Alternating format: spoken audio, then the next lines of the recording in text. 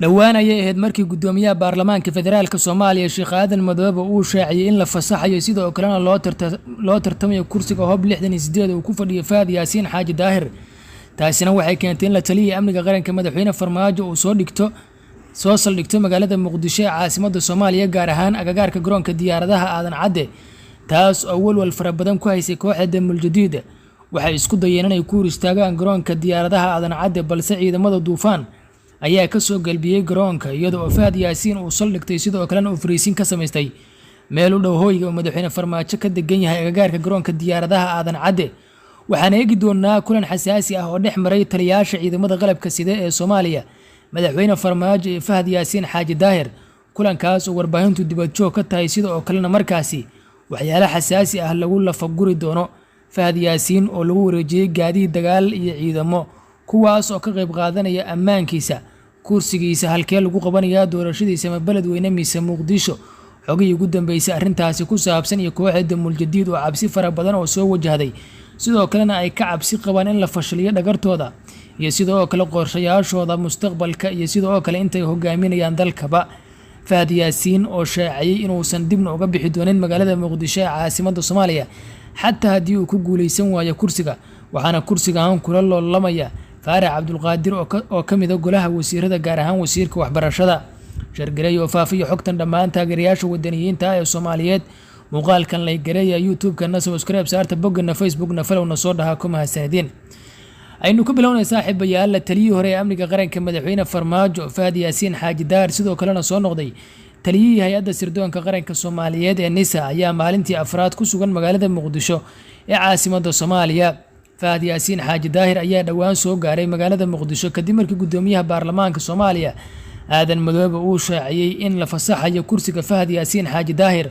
oo ah kursiga kaliya ilaa ay xilligan ka maqan baarlamaanka federaalka Soomaaliya,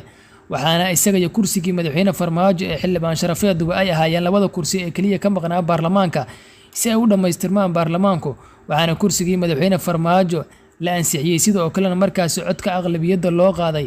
maalmo ka hor, iyadoo madaxweyne Farmaajo uu ka badbaado isku day ay doonayeen kooxda Damul Jadiid inay ku hor istaagaan, wuxuuna helay codad aqlabiyada oo dhan 157 cod. waxaana gudoomiyaha baarlamaanka uu shaaciyay in la siinayo Faad Yaasiin dadkii ama qabiilkiisa kursigii laga xanimay, kaas oo ay xanimeen Rooble iyo tiimkiisii, kuwaas oo hagardaameynaya in madaxweyne Farmaajo uusan saameyn ku yeelan doorashadii 15 May. haddaba Faad Yaasiin oo ka duulaya arrimahaas iyo sidoo kursiga u heli lahaa dib labaadna u hanan lahaa ayaa soo gaaray magaalada Muqdisho isagoo ka badbaaday isku day lagu doonayay in laga hor istaago, sidoo kalena isku daygan ay abaabuleen kooxda Damul Jadiid gaar ahaan Rooble Baahane iyo sidoo kale Mahad Salaad, balse ciidamada duufaan ee uu hogaaminaya Kulana Cabdullaahi Kulane oo loo yaqaan Kulana Jiis ayaa ka soo galbiyay garoonka diyaaradaha iyagoo oo diiday in suurtaag lagu sameeyo la taliyay hore ee amniga qaranka madaxweyne Farmaajo Faad Yaasiin Xaaji Daahir. haddaba saaxiibayaal, saacadii ugu dambeeyay xalay waxaa laga dareemayaa magaalada Muqdisho, sidoo kalena warbaahintu aysan weli xog rasmi ah ka helay wixii ka soo baxay kulan saddex geesood oo dhex maray taliyayaasha ciidamada qalabka sida Faad Yaasiin Xaaji Daahir iyo madaxweyne Farmaajo. kulankaas oo la sheegay in saacadii dambe ee xalay iyo maantiiba uu ka socdo agagaarka garoonka diyaaradaha gaar ahaan hoyga qasriga madaxweyne Farmaajo uu ka degan yahay magaalada Muqdisho ee caasimadda Soomaaliya. haddaba kulankan ayaa waxaa ka soo baxay in Faad Yaasiin Xaaji Daahir la taliyay hore ee amniga qaranka madaxweyne Farmaajo lagu wareejiyay gaadiid ciidan iyo hub markaasi uu isku waardiyeeyo, sidoo kalena waxaa lagu lafaguray sidii laga yeeri lahaa dhagarta kooxda Damul Jadiid iyo haddii ay jiri karaan weeraro ka dhan ah kooxdan ay ku soo qaadi doonaan madaxweyne Farmaajo iyo jamaahiirta Nabad iyo Nolol ama xisbiga Nabad iyo Nolol markaasi dadkii u shaqeynayay ama u adeegayay. haddaba qodobadaas ayaa lagu lafaguray, waxaana la sheegay in isfaham buuxa laga gaaray. taliyayaasha ciidamada qalabka sida ee Soomaaliya ayaa ilaa ay xilligan ka amar qaadanaya madaxweyne Farmaajo, waxaana la shaaciyay in 3 taliye oo ka tirsan ciidamada qalabka sida ee Soomaaliya ay ka qayb galeen kulanka, waxaana ay kala yihiin taliyaha guud ee ciidamada booliiska Soomaaliya General Cabdi Xasan Xijaar, taliyaha guud ee qaybta booliiska gobolka Banaadir Sareeyo Guuto Farxaan Maxamuud Aadan, iyo 2 sargaal oo ka wakiila taliya Odawa oo ku maqan furimaha dagaalka gobolka Hiiraan gaar ahaan agagaarka magaalada Beledweyne, iyo taliya General Maxamed Tahliil Biixi oo loo yaqaan Shariif al-Arwaax. waxaana la sheegay in 2 sargaal gaar ahaan xogayaasha labadan taliya ay ka qayb galeen shirka, sidoo kalena lagu lafaguray saameynta kooxda Damul Jadiid, weerarada ay ku qaadi doonaan madaxdii ka horeysay iyaga iyo sidoo kale dhagar kastoo ay abaabuli karaan iyo inay weerari karaan Fahad Yaasiin Xaaji Daahir. balse Fahad Yaasiin Xaaji Daahir oo horey ay u diyaarsanayeen ciidamo beeshiisa ah kuwaasoo gaaraya 50 askari ayaa lagu taageeray gaadiidka gaashaaman iyo sidoo kale ciidamo khibrad u leh ilaalinta taliyayaasha iyo madaxda sare ee dalka. waxaana la shaaciyay in Fahad Yaasiin dhaqaalaha ciidankanba iyo sidoo kale abaabulkaba uu isagu qayb markaasi walixaad la ka qaadanayo, sidoo kalena uu shirka gudihiisa ka ballan qaaday in ciidamada markaas isku xiri doono. sidoo kalena badi taliyayaasha ciidamada wuxuu wacad ku maray Fahad Yaasiin Xaaji Daahir in meel dheer laga dooni doono. taasina waxa ay soo dedejisay cabsida laga qabo in Fahad Yaasiin uu kulli la wareego ciidamada qalabka sida ee Soomaaliyeed, sidoo kalena isaga uu maamulo, halka Xasan Sheekh Maxamuud iyo kooxdiisana ay cabsi weyn ka qabaan in lagala wareego xuduudda ciidan ee magaalada Muqdisho ee caasimadda Soomaaliya. iyadoo haddii Fahad Yaasiin Xaaji Daahir uu la wareegana uu yahay batraan suu doono samayn karaa sidii uu doonayo yeeli karaa. Fahad Yaasiin Xaaji Daahir la taliyay hore ee amniga qaranka madaxweyne Farmaajo ayaa wacad ku maray in inta uu ku sugan yahay magaalada Muqdisho ee caasimadda Soomaaliya uuna yahay xildhibaan ka tirsan baarlamaanka federaalka Soomaaliya uu ka qayb qaadan doono sidii loo soo afjari lahaa dagaalamayaasha ururka Al-Shabaab. Fahad Yaasiin ayaa waxa uu sheegay inuu xilligan ku wajahan yahay sidoo kalena doonayo inuu booqdo gobolada kale ee dalka, gaar ahaan goobaha ay dagaalada ku dhex marayaan Al-Shabaab iyo ciidanka dowladda. taasina waxa ay keenaysaa ay leedahay kooxda Damuul Jadiid in Fahad Yaasiin uu dhex galo taliyayaasha ciidamada qaarba mar la kulmo.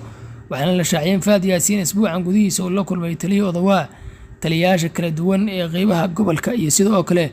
kuwa maamul goboleedyada saraakiishooda uu khadka taleefanka kula hadlay. taasina waxay soo dedejisay qorshe laga cabsi qabo in markaasi talada dalka ama talada Somalilandba ay si toos ah ugu kala gacan gasho markaasi, sidoo kalena markaasi ay si toos ah ugu gacan gasho talada dalka Soomaaliya. Farmaajo iyo Fahad Yaasiin oo ilaa xilligan abaabul ka wada magaalada Muqdisho ee caasimadda Soomaaliya.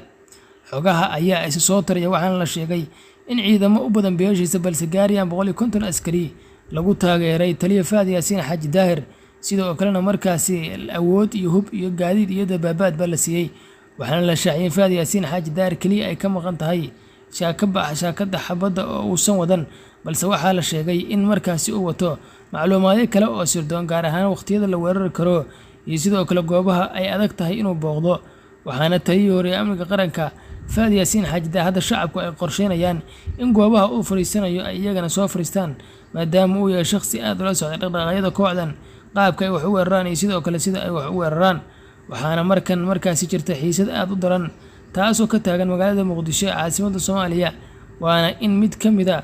markaasi dadka doonaya inay hostaa ku sameeyaan Fahad Yaasiin Xaaji Daahir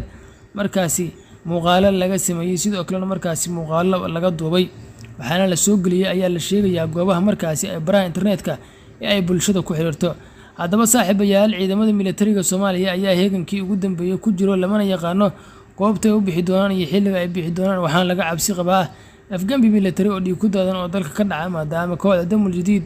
ay halis dalka ku yihiin, sidoo kalena markaasi